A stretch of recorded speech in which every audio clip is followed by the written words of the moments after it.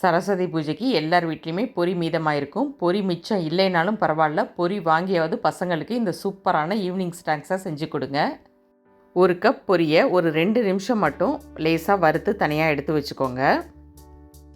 இந்த ஸ்நாக்ஸை நம்ம 2 விதமாக பண்ணலாம். இப்போ நான் பண்ணிகிட்ருக்கிற மெத்தட் ஒன்று, இன்னொன்று எப்படிங்கிறதையும் நான் கடைசியில் சொல்கிறேன். கடாயில் கொஞ்சமாக எண்ணெய் சேர்த்துக்கோங்க. வேர்க்கடலை 2லேருந்து 3 டேபிள் ஸ்பூன் சேர்த்துக்கோங்க. உங்களுக்கு அதிகமான வேர்க்கடலை சேர்க்குறது பிடிக்கும்னா இன்னும் கூட அதிகமாக சேர்த்துக்கலாம். வேர்க்கடலை வறுப்பட்டதும் ஸ்டவ்வை லோ ஃப்ளேமுக்கு மாற்றிக்கோங்க. 1/2 டீஸ்பூன் மஞ்சள் தூளும் 1/2 டீஸ்பூன் தனி மிளகாய் தூளும் சேர்த்துக்கோங்க. 5 பல் பூண்டை தட்டி எடுத்து இது கூடவே சேர்த்துக்கோங்க. ஒரே ஒரு பெரிய வெங்காயத்தை பொடியாக கட் பண்ணி சேர்த்து நல்லா வதக்கிக்கோங்க. வெங்காயம் வதங்கினதுக்கு பிறகு ஒரு 1/2 தக்காளி மட்டும் கட் பண்ணி சேர்த்துக்கிறேன். நல்ல பெரிய தக்காளியாக இருந்தால் 1/2 தக்காளி சேர்த்துக்கோங்க. சின்னதாக இருந்தால் 1 தக்காளி சேர்த்துக்கலாம். இதையும் நல்லா வதக்கிக்கோங்க.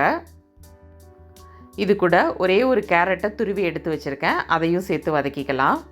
இது போல் ஈஸியாகவும் சிம்பிளாகவும் ரொம்ப இன்ட்ரெஸ்டிங்கான ரெசிபி பார்க்குறதுக்கு நம்ம சேனலை மறக்காமல் சப்ஸ்கிரைப் பண்ணிக்கோங்க. உங்கள் ஃபேமிலி அண்ட் ஃப்ரெண்ட்ஸுக்கு ஷேர் பண்ணிங்கன்னா அவங்களுக்கும் இந்த ரெசிபி ட்ரை பண்ணுறதுக்கு ரொம்பவே யூஸ்ஃபுல்லாக இருக்கும்.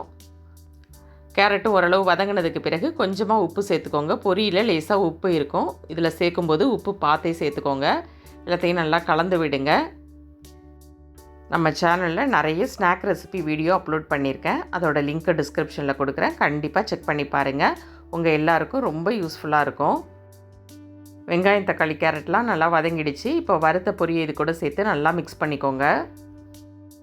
பொரியை நல்லா கலந்து விட்ட பிறகு ஒரு 1/4 கப் கார்ன்ஃப்ளேக்ஸ் சேர்த்துக்கிறேன். கார்ன்ஃப்ளேக்ஸ் சேர்க்குறது ஆப்ஷனல் தான், என்கிட்ட இருந்ததுனால நான் சேர்த்துருக்கேன். உங்கள் கிட்டே இல்லைன்னா இதை கம்ப்ளீட்டாக நீங்கள் ஸ்கிப் பண்ணிக்கலாம்.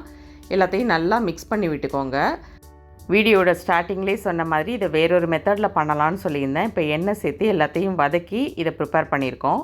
இதில் கொஞ்சம் கூட எண்ணெய் சேர்க்காமல் நீங்கள் வேர்க்கடலையை மட்டும் நல்லா வறுத்துக்கோங்க. அதே போல் பொரியையும் வறுத்து தனியாக எடுத்து வச்சுட்டிங்கன்னா இது எல்லாத்தையும் ஒரு பவுலில் சேர்த்து நான் சேர்த்த அத்தனை இன்க்ரீடியன்ஸையும் அதில் அப்படியே ராவாகவே சேர்த்து நீங்கள் மிக்ஸ் பண்ணிங்கன்னா அட்டகாசமான டேஸ்ட்டாக இருக்கும். எனக்கு பர்சனலாக இது போல் பண்ணுறது பிடிக்குன்றதுனால நான் எண்ணெய் சேர்த்து இப்படி பண்ணியிருக்கேன். நீங்கள் அது போலையும் ட்ரை பண்ணுங்கள், நல்லாவே இருக்கும். கடைசியாக ஒரு 1/2 மூடி எலுமிச்சம்பழத்தை பிழிஞ்சு விட்டுட்டு கொஞ்சம் கொத்தமல்லி தழையும் தூவி இறக்குனீங்கன்னா செம்ம டேஸ்டான மசாலா பொரி ரெடி. ட்ரை பண்ணிவிட்டு எப்படி வந்ததுங்கிற உங்கள் ஃபீட்பேக்கை ஷேர் பண்ணுங்கள்.